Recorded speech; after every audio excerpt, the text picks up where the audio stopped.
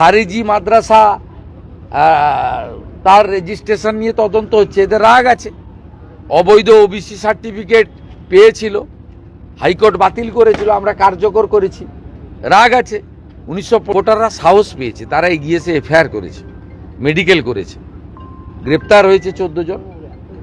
যাদের ভিডিওতে দেখা গেছে তারা গ্রেপ্তার হয়েছে। এদের সঙ্গে ককরোচ পার্টি নিট আন্দোলনের কোনো সম্পর্ক নেই। এরা কেউ ছাত্র নয়, এরা কমপ্লিটলি জামাতি, মৌলবাদী এবং ভারতবর্ষকে দুর্বল করতে চায়, অশান্তি করতে চায়।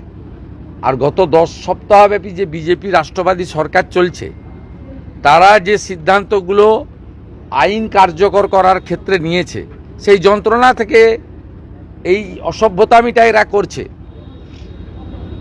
এই খারিজি মাদ্রাসা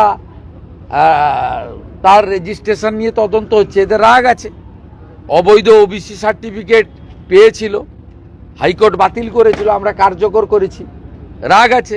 1950 সালে পশু হত্যা আইন কার্যকর হয়েছে। রাগ আছে। আপনার আমাদের সাউন্ড পলিউশন নিয়ে আমরা কিছু বিধি নিয়েছি। এদের রাগ আছে। এই লোকেরা এইসব করতে এখানে এসেছে।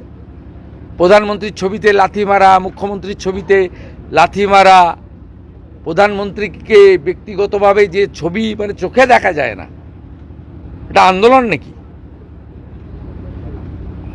আর দিল্লিতে তো ওরা অ্যালাউ করেনি, বা অন্য জায়গায়। আজাদি আজাদি কি?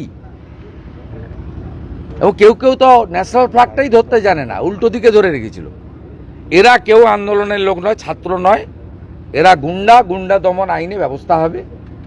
গতকাল বিধানসভায় যা বলেছি ওটাই ফাইনাল।